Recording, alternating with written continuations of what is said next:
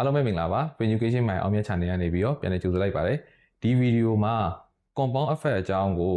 လက်ဖက်သမင်းနဲ့တရုပ်ပြပြီးတော့ရှင်းပြသွားမှာဖြစ်ပါတယ် compound effect ဆိုတာကိုတိုးရင်မောင်းစွမ်းအားလို့သုံးရမလားအတိုးပေါ်အတိုးဆင့်သွားတယ်လို့လည်းပြောလို့ရတယ်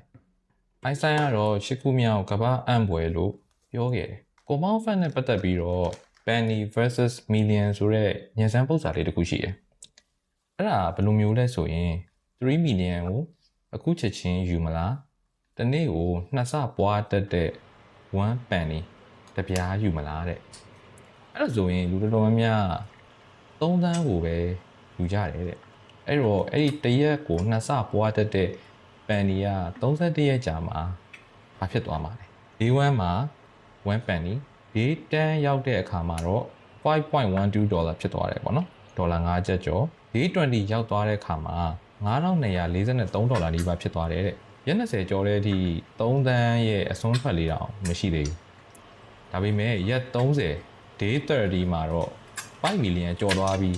day 31မှာ10 million လောက်ဖြစ်သွားတယ်တဲ့ဒါကတော့ compound effect ရဲ့တက်ရောက်မှုဘယ်လောက်ကြီးကြောင်းကိုရှင်းပြချင်တာဖြစ်ပါတယ်တကယ်လက်တွေ့ဘဝမှာပတ်စံတွေကနေတိုင်းတော့2ဆမပွားဘူးပေါ့နော်ဆိုတော့အဲ့ဒါဆိုရင်ဘယ်လိုမျိုးပွားလဲကျွန်တော်တို့ for example ကျွန်တော်တို့ပတ်စံ$1000ကိုစုတယ်တစ်နှစ်ကြာတဲ့အခါမှာအတိုးအနေနဲ့ maybe 7% 8% အနေနဲ့အတိုး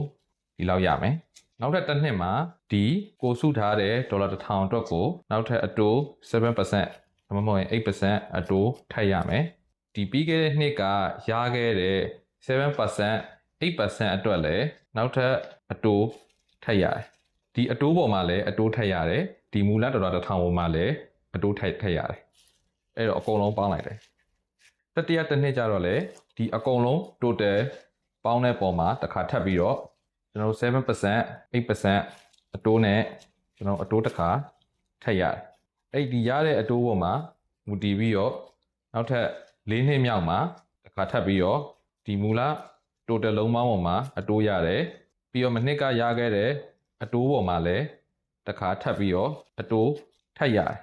အဲ့တော့အကုန်လုံးပေါင်းလိုက်တယ်နောက်9နှစ်မြောက်မှာဒီအကုန်လုံး total လုံးပေါင်းရဲ့ 7% ကိုတစ်ခါထပ်ပြီးတော့အတိုးထပ်ရပြန်တယ်ဒီလိုနဲ့အတိုးတွေကပွားတ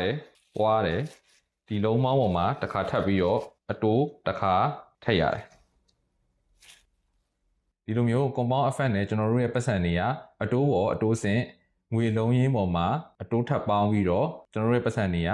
ယင်းနှိမ့်မြုပ်နှံမှုအကောင့်ထဲမှာပွားပြီးပွားလာတာဖြစ်ပါတယ်ဒီလောက်ဆိုလို့ရှိရင် compound effect အကြောင်းကိုလက်ဖက်သမင်းသုံးတဲ့တရုပ်ဖော်ရှင်းပြတာကိုနားလည်လိမ့်မယ်လို့မျှော်လင့်ပါတယ်နောက်တဲ့ဗီဒီယိုမှာပြန်တွေ့ကြမယ်